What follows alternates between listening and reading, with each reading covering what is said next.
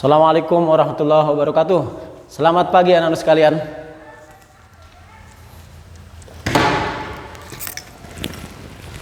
Baik, insyaallah pada kesempatan hari ini, hari Senin, tanggal 9 ya, 9 Agustus, insyaallah kita akan melanjutkan kembali pelajaran kita, pelajaran akidah untuk kelas 8, kelas 8B, 8C, dan 8D, masih terkait dengan lanjutan dari rukun iman, itu iman kepada Allah Subhanahu wa Ta'ala, di mana pada pertemuan kemarin sudah kita jelaskan, sudah Pak Ian terangkan terkait dengan materi iman pada Allah Subhanahu wa Ta'ala.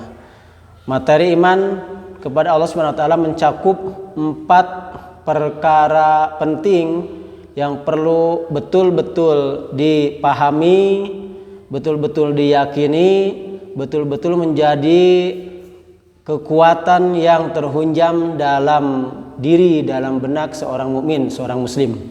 Itu iman kepada wujud Allah, iman kepada rububiyah Allah, iman kepada uluhiyah Allah, dan iman kepada asma dan sifat Allah Subhanahu wa Ta'ala.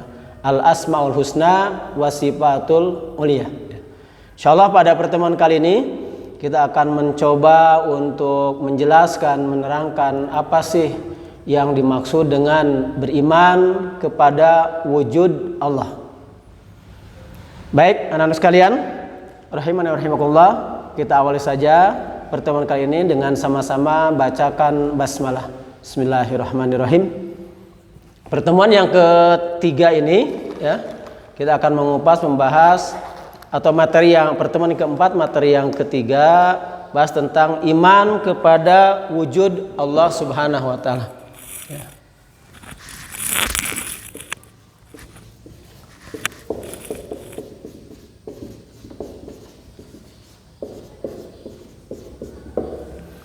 Ini sesuatu yang sangat penting kita pahami, kita yakini ya, karena kita harus betul-betul meyakini, memahami dengan benar bahwa Tuhan itu ada. Bagi kita orang Islam, Tuhan itu Allah ya. Allah itu ada. Apa yang menjadi alasan, apa yang mendasari, apa yang membuat kita paham dan yakin betul bahwa Allah itu ada?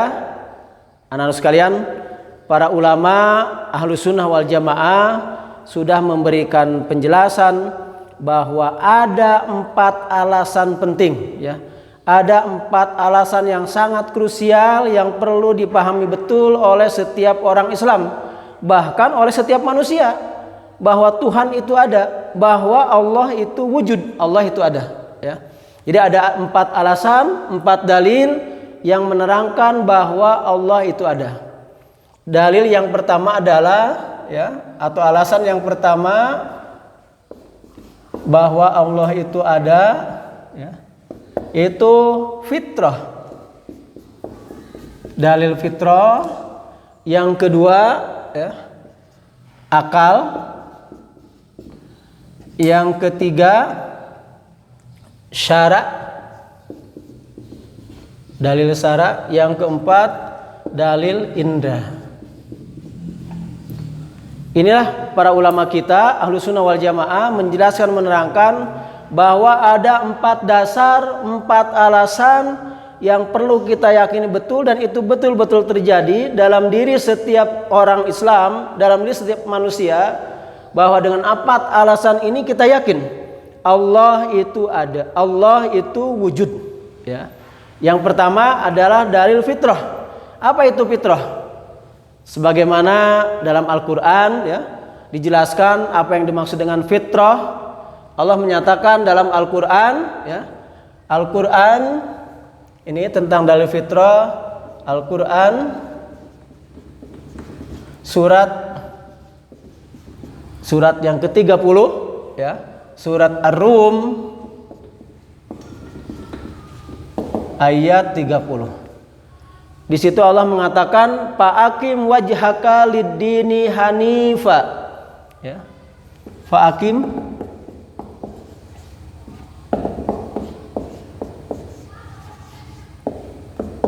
wajhaka lid-dini hanifa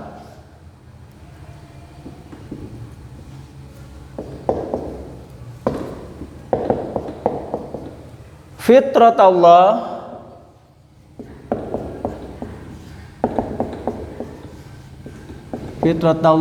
allati fataran nasa 'alaiha la tabdila li khalqillah.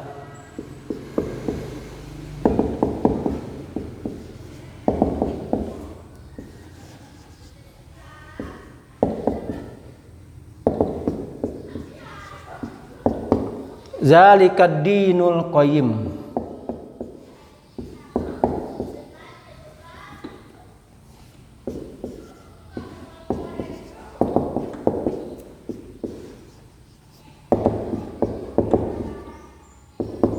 Ya, ini dasar dalil landasan yang dikutip oleh para ulama untuk menegaskan, menjelaskan bahwa fitrah itu adalah sesuatu yang sudah ditanamkan, sesuatu yang sudah, kalau dalam bahasa kiasan kita mungkin dipatrikan, dihunjamkan oleh Allah Subhanahu wa taala dalam benak setiap manusia.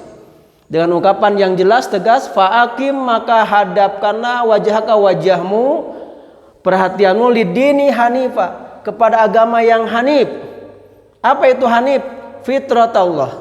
Hanif adalah fitrah Allah, allati fataran nasa 'alaiha, yang sudah Allah fitrahkan kepada setiap manusia. 'Alaiha, di atas fitrah Allah itu. La tabdila, tidak ada yang bisa menggantikan, tidak ada yang bisa merubah li khalqillah, terhadap apa yang sudah Allah ciptakan, Allah patrikan tadi. Zalika dinul qayyim, inilah agama yang lurus. Ya. Jadi secara fitri, secara fitrah, setiap manusia meyakini, mengakui bahwa Allah itu ada, Tuhan itu ada. Dan satu hal lagi, bagi seorang muslim kita yakin Allah itu ada di arasy, Allah ada di atas langit ketujuh kesan di arasy. Buktinya secara fitrah manusia memahami, meyakini ketika mengatakan Allah ada di arasy, Allah ada di atas, bukan seperti pemahaman yang sekarang beredar di medsos bahwa Allah ada di mana-mana. Itu salah. Kalau kekuasaan ilmu Allah meliputi segala sesuatu, Allah bisa mengawasi apapun yang ada di mana-mana, benar. Tapi kalau Allah ada di mana-mana, itu yang salah. Yang benar Allah ada di atas aras. Innallaha 'alal arsyistawa. Allah berada di atas aras, bersemayam di atas aras. Buktinya karena sudah Allah fitrahkan, Allah tanamkan sebagai naluri yang asli dalam jiwa, dalam benak setiap manusia, mengakui Tuhan itu ada di atas.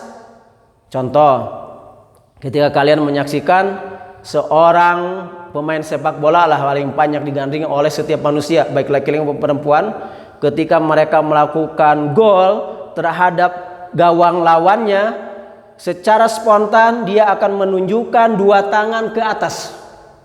Ya, itu menunjukkan, bahkan mungkin kecup tangan sampai ke atas, itu menunjukkan secara fitri, secara fitrah Allah itu ada di atas, Tuhan itu ada di atas. Ini fitrah. Jadi secara fitrah manusia mengakui Tuhan itu ada. Bagi kita orang Islam mengakui, meyakini wujud Allah. Ya. Allah itu wujud, Allah itu ada. Sudah dipatrikan oleh Allah dalam benak setiap manusia. Ya. Fitratullah allati fataran nas 'alaiha, yang sudah Allah fitrahkan dalam setiap jiwa manusia. Bahkan lebih tegas, lebih jelas Rasulullah menguatkan apa yang Allah katakan dalam Al-Quran surat Ar-Rum ayat 30 ini, dalam hadis yang sudah sangat masyhur, di mana dikatakan bahwa kullu mauludin yuladu alal fitrah fa'abawahu yuhawwidanihi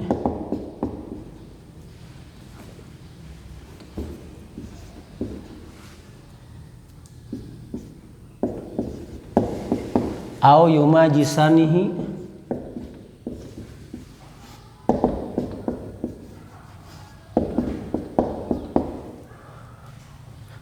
au yunassiranihi.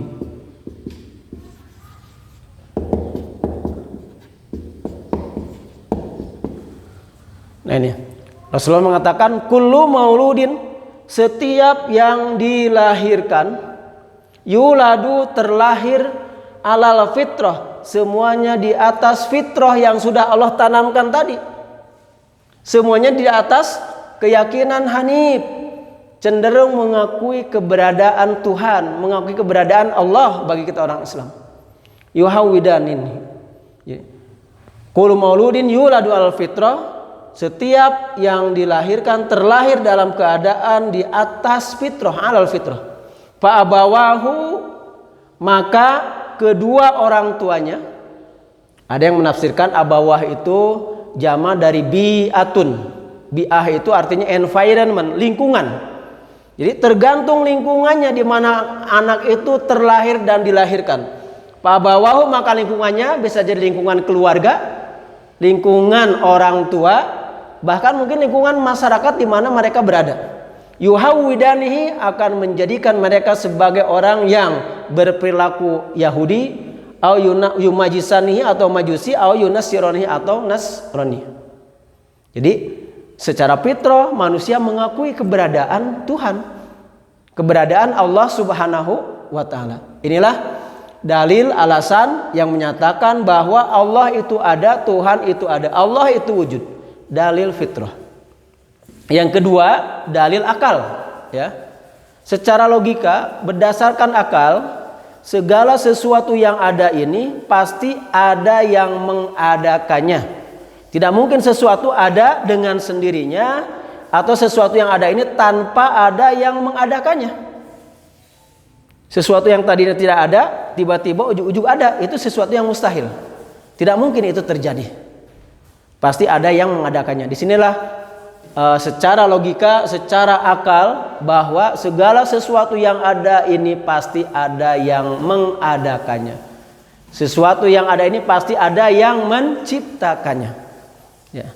Sebagaimana mungkin kalian bisa buka, bisa baca di dalam buku yang sudah kalian beli, yang sudah kalian miliki, ya, di buku pelajaran kita, buku pelajaran akidah kelas 2 ini, ya, itu tentang iman kepada wujud Allah, bahwa dalil yang kedua dalil akal, di mana dalil akal ini menunjukkan dan menyatakan wujud Allah. Sebab seluruh makhluk yang ada ini, yang telah berlalu, yang dari dulu maupun yang akan datang, pastilah ada penciptanya. Tidaklah mungkin makhluk itu mengadakan dirinya sendiri atau ada begitu saja dengan sendirinya tanpa ada penciptanya. Inilah sesuatu yang mustahil, ya.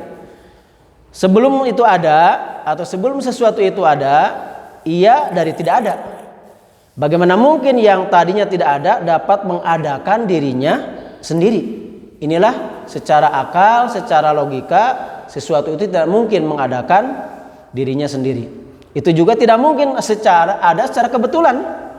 Karena segala sesuatu yang terjadi atau yang ada ini pastilah ada yang menciptakannya.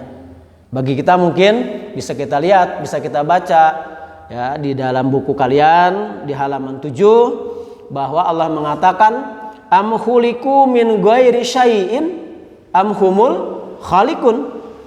Am khuliqu min ghairi syai'in, apakah mereka diciptakan tanpa sesuatu pun? Am humul khaliqun, ataukah mereka yang menciptakan diri mereka sendiri, ya. Tuh kalian bisa baca dalam surat At-Tur, ayat ke-35, ya. Anak-anak sekalian, rahimani rahimakumullah, maksud ayat di atas bahwa mereka itu tidaklah tercipta tanpa adanya pencipta, dan mereka pun tidak pula mencipta dirinya sendiri. Jika demikian, maka pastilah pencipta mereka itu Allah Ta'ala, ya, Rabb, pencipta segala sesuatu. Sebagaimana dijelaskan dalam surat At-Tur, ya, masih surat At-Tur ayat berikutnya, ayat 36 dan 37. Am khalaqus samawati wal ar, bal la yuqinun am indahum khazainu rabbik am humul musaitirun. Inilah dalil yang kedua oleh para ulama dikatakan sebagai landasan dasar bahwa kita yakin Allah itu ada, ya. Allah itu wujud. Kemudian dalil yang ketiga, ya, yaitu dalil syara'. Nah, apa yang dimaksud dengan dalil syara'? Alasan syariat. Apa alasannya? Karena dalil syara' juga menyatakan akan keberadaan Allah, akan wujud Allah Subhanahu wa taala. Kenapa? Sebab syariat itu ada dalam kitab-kitab yang sudah Allah turunkan. Syariat adalah aturan Allah yang Allah turunkan kepada para nabi dan rasul melalui kitab-kitab yang diberikan kepada mereka. Nah, kita yakin, seyakin-yakinnya bahwa kitab-kitab samawi atau kitab-kitab yang diturunkan dari Allah Subhanahu wa taala seluruhnya menyatakan seperti itu. Allah itu ada. Nah, apa saja yang dibawa oleh kitab-kitab samawi itu baik berupa hukum-hukum yang menjamin kemaslahatan makhluk, hal ini merupakan bukti bahwa itu datang dari Rabb yang maha bijaksana dan maha tahu akan kemaslahatan makhluknya. Nah, akhbar atau berita-berita yang berkenaan dengan alam yang terjadi dalam kitab-kitab tersebut serta telah disaksikan dan dinyatakan kebenarannya merupakan bukti bahwa kitab-kitab itu berasal dari Rabb, berasal dari Allah Subhanahu wa taala yang Maha Kuasa mewujudkan, menciptakan apa yang diinformasikan, diberitakan dalam kitab itu. Jadi inilah yang ketiga, bahwa secara syariat kita yakin keberadaan Allah itu betul-betul ada berdasarkan informasi dari kitab-kitab yang sudah Allah turunkan. Kemudian yang terakhir, yang keempat, anak-anak sekalian, dasar, dalil, alasan mengapa kita yakin Allah itu ada, Allah itu wujud adalah dalil indra. Apa itu dalil indra? Kita ketahui indra itu adalah panca indra, kan? Panca indra itu ada berapa? Ya, panca indra namanya juga panca. Panca indra ada 5, ya. Ada indra penglihatan mata, ada indra pendengaran telinga, ada indra penciuman hidung bisa menghirup, ya, bebauan atau apapun, ada indra pengecap lidah, ya, ada indra perasa yaitu kulit, ya, dingin, panas dan sebagainya, ya. Itu panca indra yang kita ketahui. Nah, berdasarkan panca indra pula kita yakin bahwa Allah itu ada. Apa dasarnya, alasannya berdasarkan panca indra itu Allah ada? Yang pertama, kita semua mendengar, kita semua melihat, menyaksikan dikabulkannya permohonan orang-orang yang berdoa dan ditolongnya orang-orang yang kesusahan, yang semuanya itu menunjukkan secara qat'i, secara pasti akan adanya Allah Subhanahu wa taala, ya. Contoh diantara bukti pengkabulan doa-doa para nabi umpamanya, kan? Di salah satunya Allah katakan dalam Al-Quran surat Al-Anbiya, surat yang menerangkan tentang kisah perjalanan para nabi, ya. Surat keberapa Al-Anbiya? Ya, Al-Anbiya adalah surat yang ke-21 dalam urutan Mushaf Utsman, ya. Dalam ayat 76 Allah menyatakan tentang kisah Nabi Nuh. A'udzubillahi minasyaitonirrajim. Wa Nuhan iznada min qablu pastajabna lahu. Wa Nuhan, dan ingatlah ketika kisah perjalanan kehidupan Nabi Nuh, ya, di mana Nabi Nuh itu iznada min qablu. Ketika itu dia berdoa, ya, pastajabna lahu, dan kami memperkenankan doa beliau, ya. Kami memperkenankan doa Nabi Nuh. Panajjainahu wa ahlahu minal karbil azim.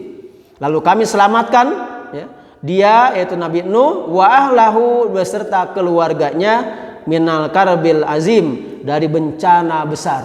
Yang kita ketahui bencana besar yang menimpa Nabi Nuh adalah berupa banjir bandang, banjir besar, ya, banjir bah yang menenggelamkan segala sesuatu yang ada di muka bumi, ya. Itu dahsyatnya sungguh luar biasa. Nabi Nuh diselamatkan oleh Allah Subhanahu wa taala. Ini pengkabulan doa.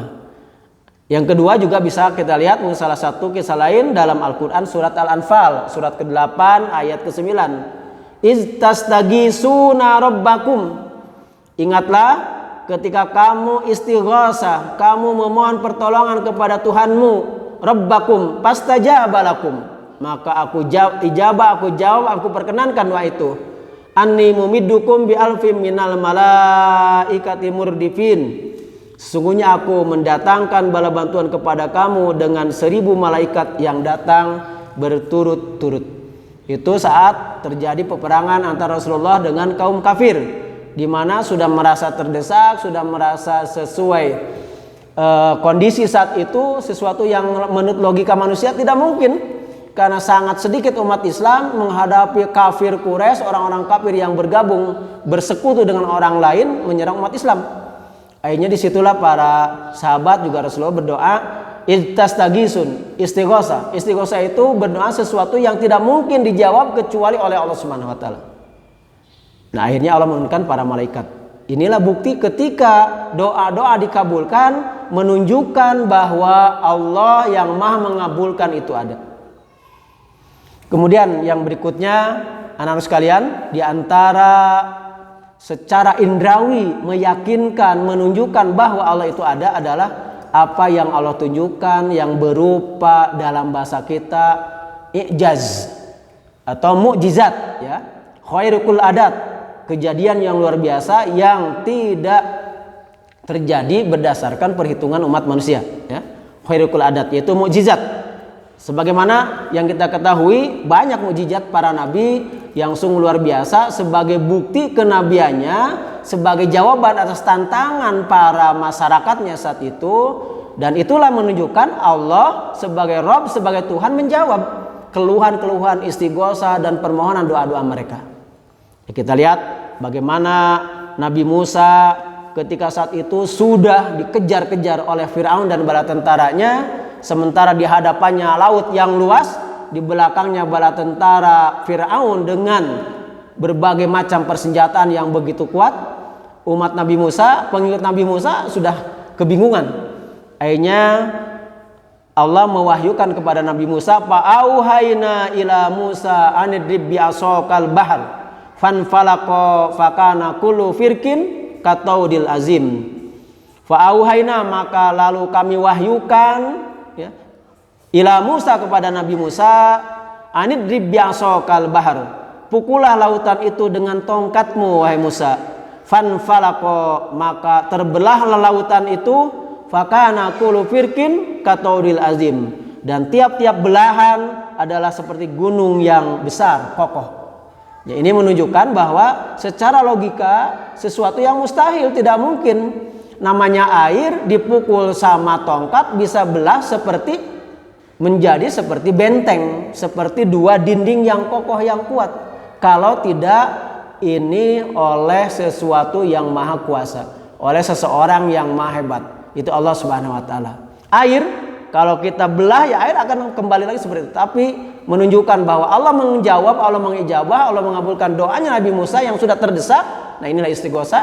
Akhirnya disuruh memukulkan tongkatnya dan air laut terbelah menjadi dua. Kataudil azim, kullu firkin, bagian-bagian tadi kataudil azim seperti dinding-dinding yang kokoh. Dan Nabi Musa dengan umatnya, dengan kaum bisa lari secepat kilat di situ.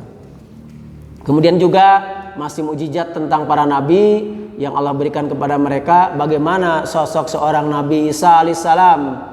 Beliau diberikan izin oleh Allah Subhanahu wa taala untuk menyembuhkan penyakit, berbagai macam penyakit, untuk menghidupkan orang yang sudah meninggal biiznihi, dengan izin Allah. Inilah anak-anak sekalian, bahwa kita yakin dengan seyakin-yakinnya bahwa Allah itu ada, Allah itu wujud karena 4 alasan, karena 4 dalil yang pasti. Para ulama menegaskan 4 dalil itu adalah dalil fitrah. Secara fitri manusia sudah ditanamkan keyakinan hanif, cenderung kepada kebenaran, cenderung kepada mengakui, meyakini Tuhan itu ada, ya. Jadi dusta kalau orang mengatakan Tuhan itu tidak ada. Dia mengingkari hati nurani yang sebenar-benarnya. Orang-orang yang mengatakan ateis, orang-orang tidak yakin dengan adanya Tuhan, bahwa akalnya dia sudah menjadi Tuhan, ya. dusta kalau orang mengatakan tidak ada Tuhan itu. Itu secara fitrah. Yang kedua secara akal, logika, bahwa Tuhan itu ada. Allah Subhanahu wa taala itu wujud. Kemudian yang ketiga berdasarkan dalil syara'. Itu berdasarkan keterangan-keterangan yang datang dari Allah Subhanahu wa taala melalui para rasulnya di dalam kitab-kitab yang Allah turunkan, kitab-kitab samawi. Dan yang terakhir adalah kita yakin bahwa Allah itu wujud, Allah itu ada berdasarkan dalil indra. Di antara bukti dalil indra adalah diijabahnya, dijawabnya keluhan, doa dan permohonan orang-orang yang berdoa. Yang kedua ditunjukkan dengan adanya bantuan Allah berupa mukjizat kepada para utusannya, para nabi dan rasulnya. Jadi ini yang mungkin bisa disampaikan, bahwa sebagaimana tujuan pembelajaran kita tentang yang kedua ini ya, di pelajaran mengenal wujud Allah atau pelajaran ketiga iman kepada wujud Allah itu adalah memahami dan mengetahui makna beriman kepada wujud Allah. Yang kedua memahami dan mengetahui dalil atau alasan untuk mengenal akan wujud Allah. Baik, ini anak-anak sekalian, insyaallah pertemuan yang akan datang kita lanjutkan di pertemuan berikutnya, pertemuan yang keempat, yaitu memahami tentang iman kepada rububiyah Allah Subhanahu wa taala. Baik, sebagai tugas harian kalian hari ini, tulislah Al-Qur'an surat Ar-Rum ya, surat ke-30 ayat 30, yaitu dalil tentang fitrah Allah yang sudah Allah tanamkan dalam benak setiap manusia. Ini saja barangkali yang sempat bisa pengen sampaikan, kurang lebihnya mohon maaf. Semoga menjadi ilmu yang bermanfaat untuk kita semua. Allahumma anfa'na bima 'allamtana wa 'allimna ma yanfa'una wa zidna ilman. Subhana rabbika rabbil izzati amma yasifun wa salamun alal mursalin walhamdulillahi rabbil alamin. Assalamualaikum warahmatullahi wabarakatuh.